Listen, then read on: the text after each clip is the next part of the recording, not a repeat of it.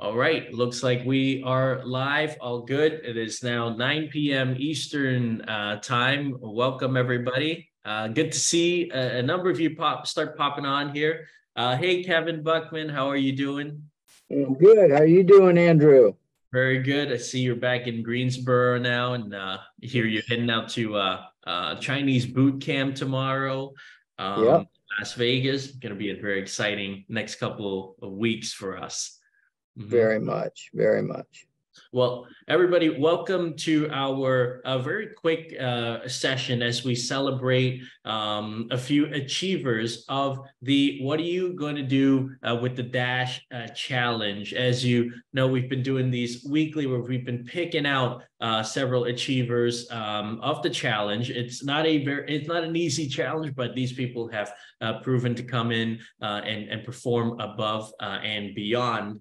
And, you know, before I introduce our two achievers this evening, I want to just quickly go over what it takes to achieve this challenge, which is from the date range of between March 2nd and July 28th. So we still have some time left on the clock. So anybody that's still going for it, you can still achieve it anytime between March 2nd and July 28th. We're looking for a 90-day time frame. So this could be a moving 90-day time frame within this period.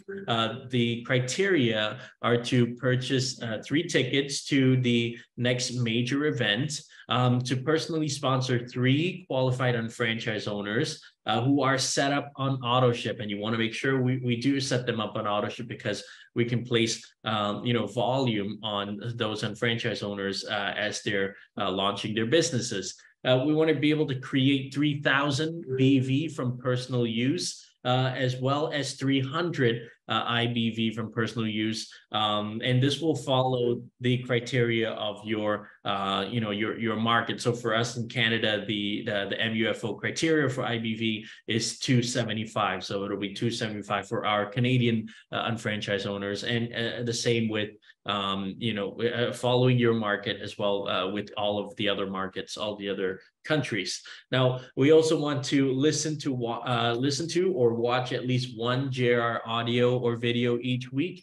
And this is a great thing to keep our attitude and keep our mindset in check, with lots of golden nuggets that we get directly from founder JR Ridinger himself. But without further ado, let's bring on our two achievers this evening. The first person I'd like to introduce is all the way from San Diego, California. She's an executive supervising coordinator, knocking on the door of director, Tammy Hu. Hey, Tammy, thanks for joining us this evening. Good evening, everyone. My honor to be here. Thank you for inviting. Thank you. Wonderful. Well, then the next person I'd like to introduce is Bonnie Hunter, who is a supervising coordinator, also knocking on the door of director. Bonnie has been growing her business and leading by example, and really building together with her family, Market America, and also home family. Bonnie, thank you for joining us. Bonnie is coming in from South Carolina this evening. Thank you, Andrew, for having me tonight. Great to be here with you and Kevin and Tammy. Well, good evening to both of you. Yeah. Well, ladies, we've got a couple of questions for you, if you will indulge and give us your insight on your achievements so far. So let's start with Bonnie, and then we'll go to Tammy. But same question, to start us off this evening. Why did you make the commitment to go for the What Are You Going to Do with the Dash Challenge? Well, for me, I would have done anything to honor JR. It wouldn't have mattered what challenge they issued. It wasn't an option for me. I was going to do it, and what I did do is commit to myself that I wanted to be one of the first 20 people in the world to hit it. So I put a little extra time push on myself. Oh, wonderful. And Tammy, how about you? Why'd you commit to the challenge? It was a great loss for JR. And then one of the things I was feel regret is I wasn't a director when he is there, didn't see me standing on the stage. So just like Bonnie said, one thing that we can honor JR is when I first saw this challenge, I said, I need to hit this. You know, I set myself a new goal, especially just like Bonnie said, commit to myself. And then because when I stop the challenge, when I stop have growth, my team stopped, right? And then that's what nobody want to see that. And then that's what JR definitely don't want to see that. So instead of encourage other people to doing it, I told myself that, Tammy, you need to do this. You know, when you hit it, your next step is help. And then my team is watching me, right? The momentum is creating from me. So that's the one thing that when I saw this, I talked to my leaders, my team say, we're gonna hit this. This is my next short-term goal, yeah. Wonderful. And Kevin, this is a perfect lead by example situation that these two ladies. This is, yeah. I mean, I couldn't say, say it any better, but both of them, they did it as leaders. Okay. As leaders, they know that they need to embrace a challenge as an opportunity to set an example, be an example, and lead by example, so that their team, it elevates their team members' belief. JR used to always say, you have to succeed so others will believe that they can succeed as well. And your job as a leader is to embrace every single challenge. I don't care what challenge it is. It's to basically to declare that you're going to go for the challenge and get as many members on your team to also go with you as a team. But it's incumbent upon you as a leader to set that example, be that example, and lead by example, by going for, seizing every opportunity you can to go after the challenges. I think about it a lot every time we have convention or leadership school or world conference, if you will. But I've seen over the years, during the times when our leaders, our top pin levels were hitting, and building and growing more than they ever grew before. They were constantly hitting the challenges, the president's challenge, every single challenge at every big event. And then over the years, what happens is when they stop going for the challenges, what happens is the people quit going, their team members quit going for the challenge. And all of a sudden they lose that momentum, you see? So, I can't express how important it is, to go for the challenge. It's not, whether you achieve it or not, okay, I mean, that's important. But what's really important is setting that example and going for it and leading your team. And the two of you have, undoubtedly achieved it. And I'm sure JR is smiling down on us right now. And he's going to be grinning from ear to ear, not if, but when you hit director. That's something that we're all going to look forward to.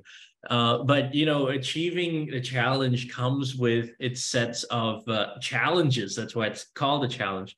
But, when we look back over the last, the last 90 days or during the 90-day period when you were going for the what are you going to do with the Dash Challenge, Bonnie, what were some of the obstacles that you were confronted with? And during the challenge period, how did you overcome these obstacles?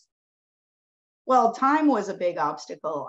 We were going to roll right out of the power and the passion of leadership school to propel the momentum and try to knock this out in a 90-day time frame. So I told myself I need to do it in the first 90 days because I didn't want to have to keep a rolling calendar as to when I added a partner or when I added BV.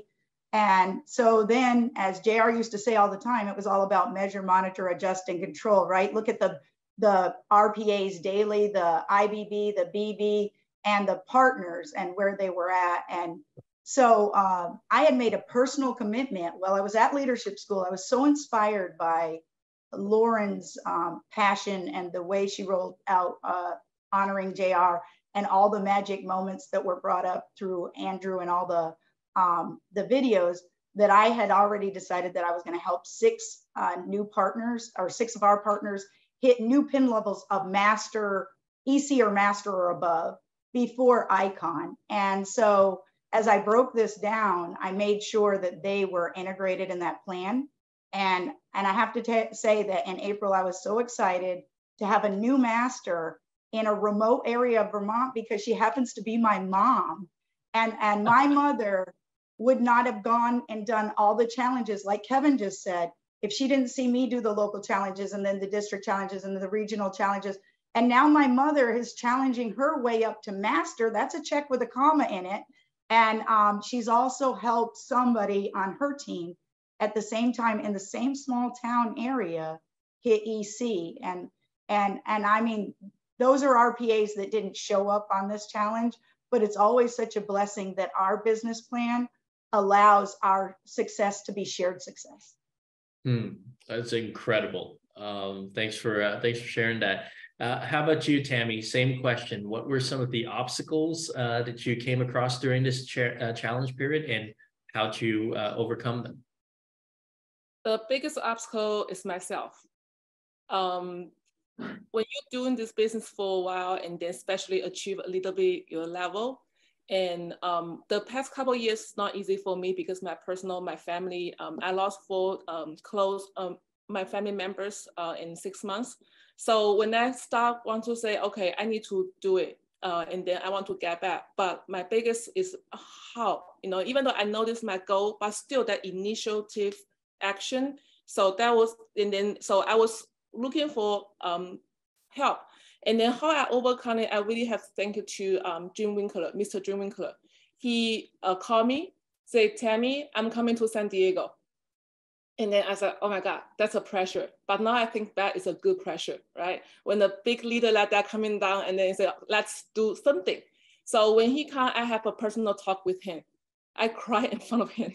I say, I don't know what to do. I give him all this. And then he look at me, he cry with me. And this is one of the things I'm really grateful is all these corporate team leaders, Andrew, Kevin, you are, and then JR, Lauren, you guys are one of us, right? Whatever we've been through, you guys been through.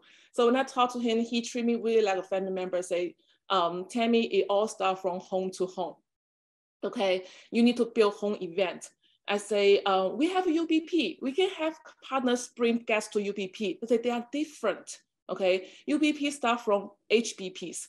But when you designate a partner, you want to help them, you go into their home, they have pressure, just like I'm coming to San Diego. You have pressure to build a meeting room with 4 people, right?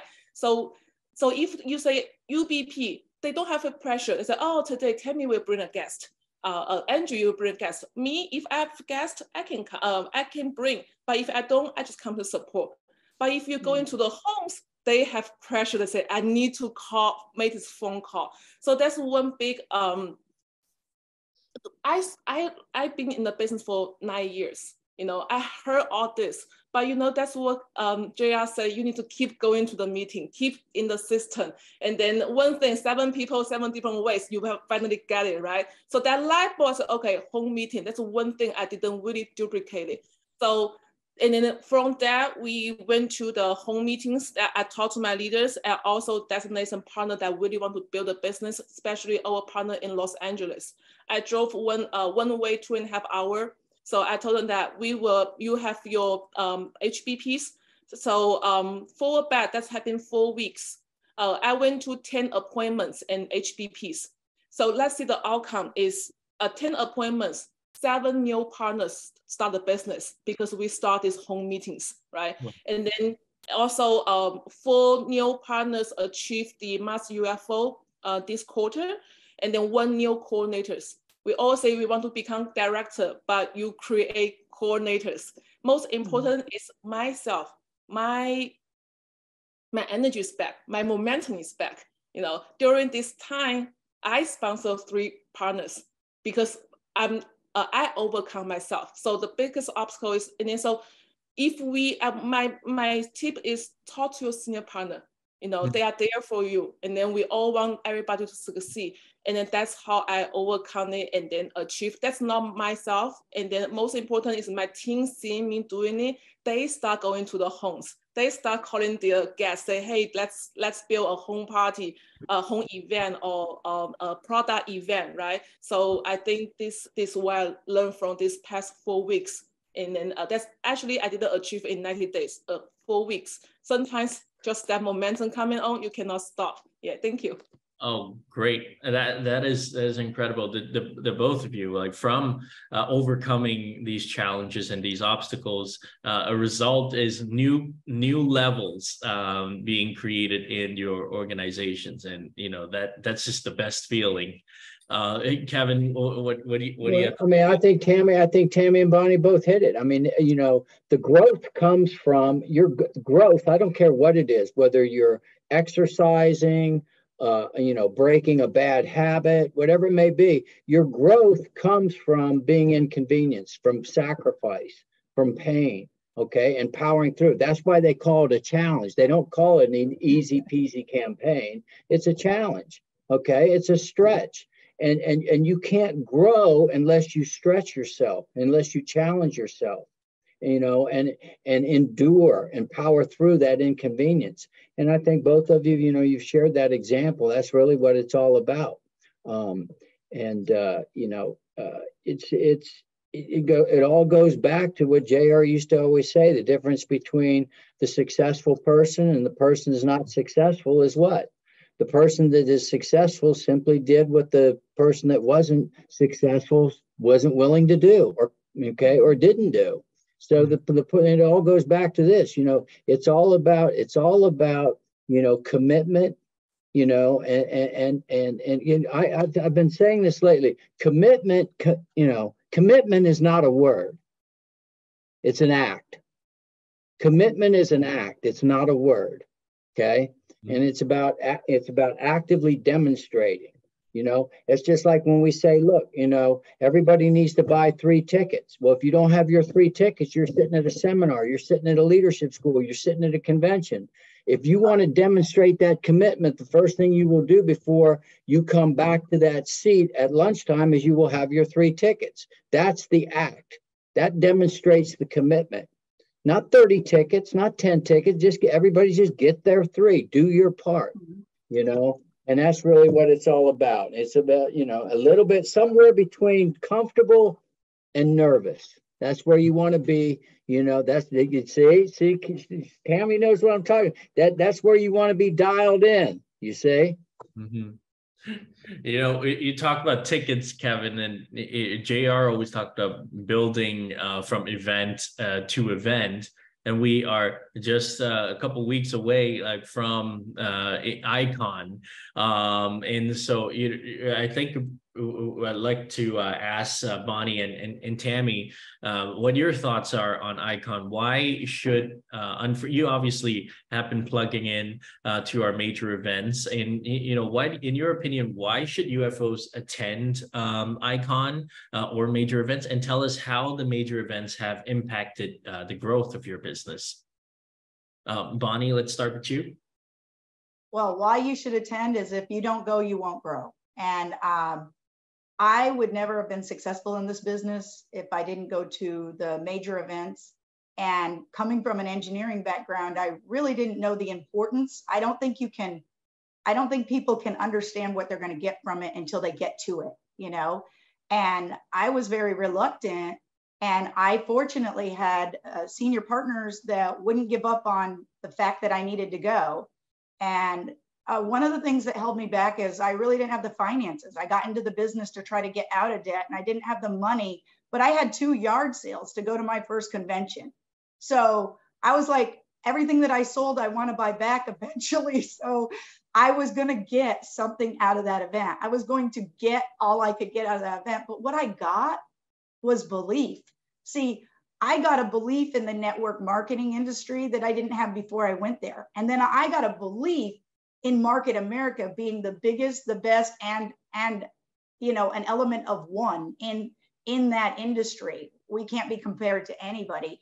And then finally, I got the start of a belief in myself. It wasn't bulletproof at that time, but it planted the seed by watching all those other successful people cross the stage and show me that it could be done. And so I feel just like Kevin said with anything else, you lead by example.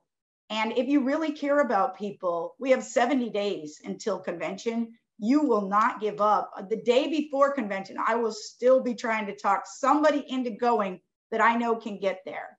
And if finances are the only inhibiting factor, we'll find a zero way to finance them. If we have to put more people in a room, throw more people in a car, whatever it's going to take, because I know it'll change their life.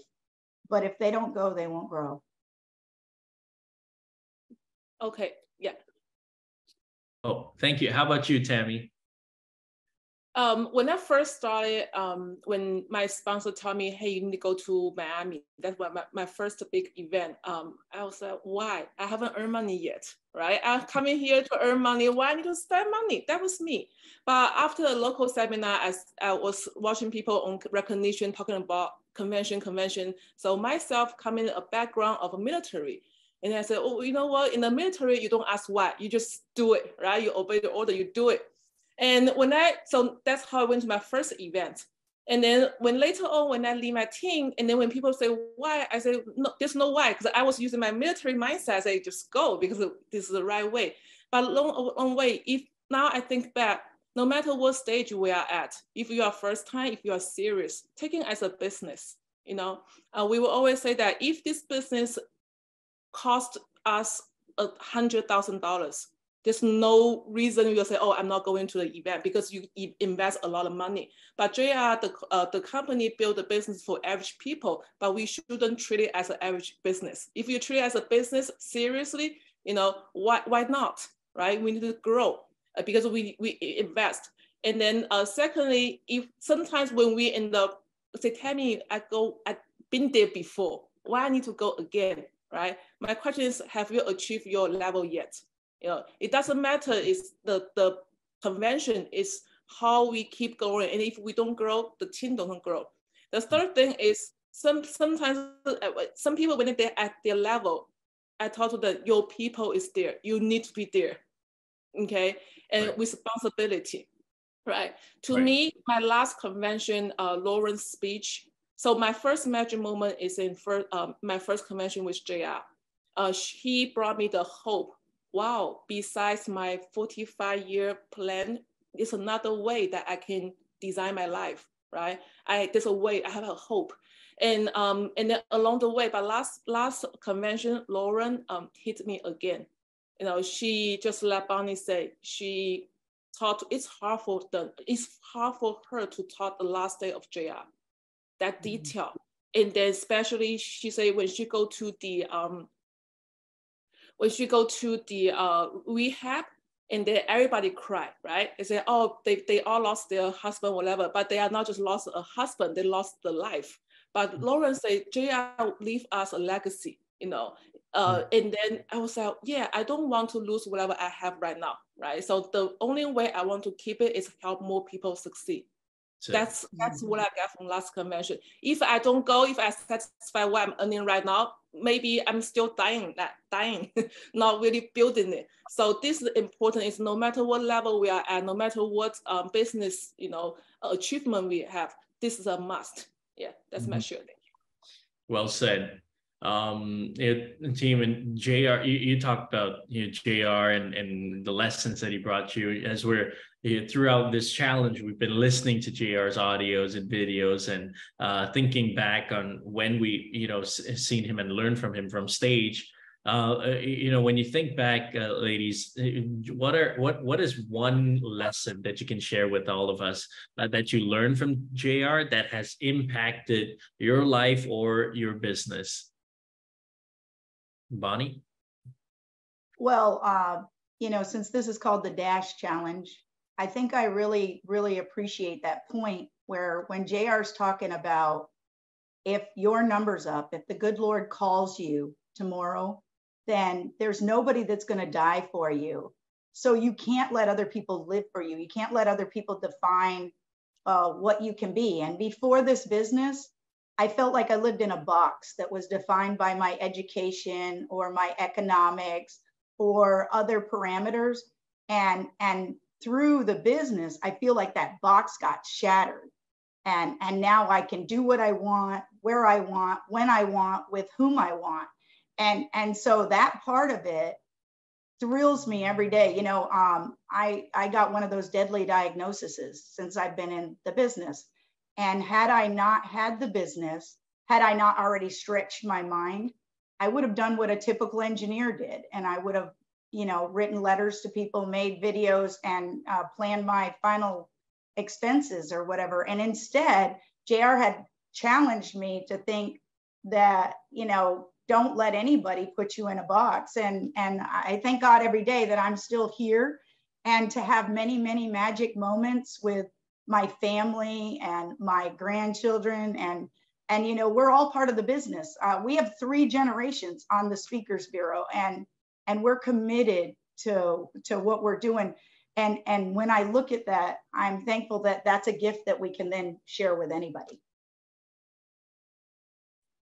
What I learned from JR, besides the dash, is he's a servant leader. You know, he's not just like he say, you know, don't call me a boss. I'm not a millionaire. I'm here for you guys. I love you. I believe in you. So because he's not doing it for money, sometimes so he's always thinking about us. So I think his dedication, and then his goal is to help average people like us to have make a supplemental income to make a difference in the control their life. So every time when I meet a challenge, when I think about him, you know, he has his passion all the time, talking about the same thing every convention. No, I really missed it. And then now when we're doing it, and then when I think back, just like when I asked Jim Winkler, I said, why JR always talk about ABC? You know, it's the same thing, right? And then it looks easy. It's because people don't do it, right? And then Jim said, it's not just because people don't do it, because JR knows it's the only way that you can succeed in this business. It's building from the homes. That's what JR do every time, everywhere he go into homes. He's more passionate in the home and then than the convention. And the most important is when we start doing it, like JR said, progress equal happiness. And most important is, you know, when you're helping people, is the value, that dash, make the dash counts. Yeah, so that's what I learned from JR. Thank you.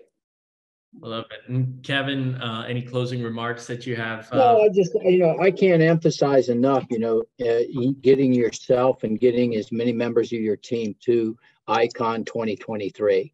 I mean, the major event, you know, the major event really validates the business, and it helps to validate yourself, you know, just like Bonnie shared, you know, and 90% of the time, if you ask an unfranchised owner, you know, where did they get the belief, you know, not just themselves, but in the business itself, they got it at a major event. Okay. Because the people, you know, that attend, as well as the speakers, the trainers, everybody, and just the experience on it validates the business. It's a viable, credible, legitimate, legal business. And if you approach it like a business, you know, you can have whatever you want outside the box, you know, as Bonnie was talking. But it's an amazing, amazing model, not just for financial, but just personal growth.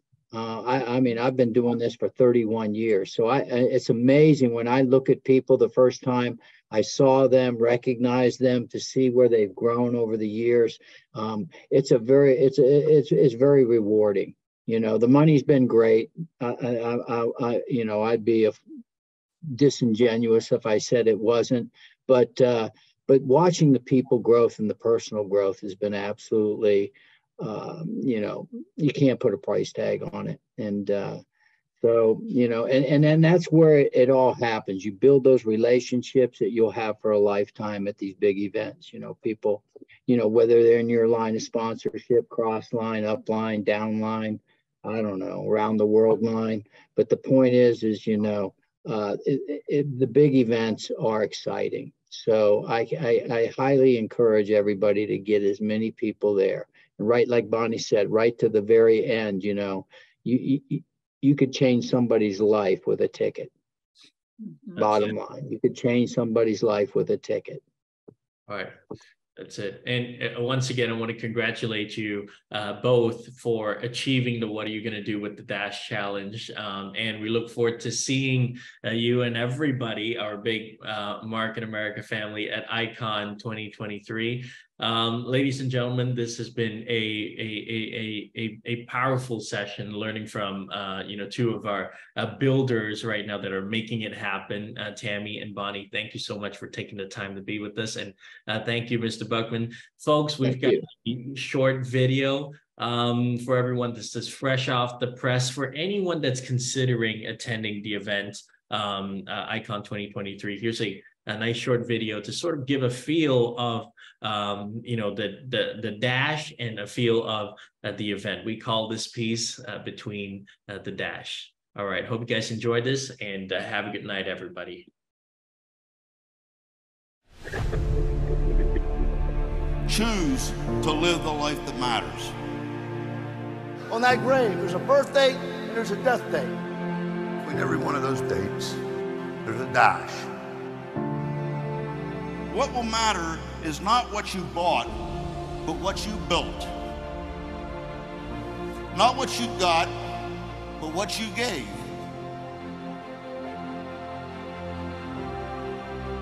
The question is, what are you going to do with the dash?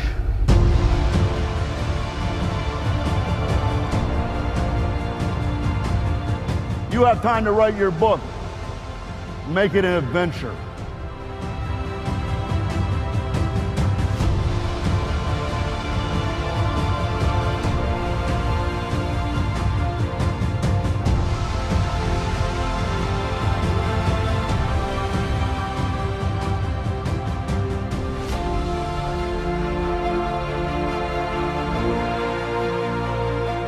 Tomorrow is the first day of the rest of the dash.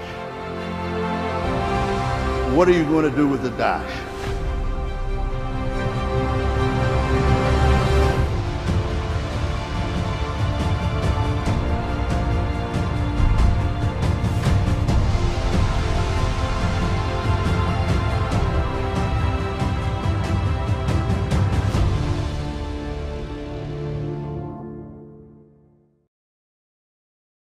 All right, thank you, everybody. Have a good night. Thank you, Andrew. Thank you, Kevin. Thank you. Good night. Good night, Bonnie. Good night, Tammy.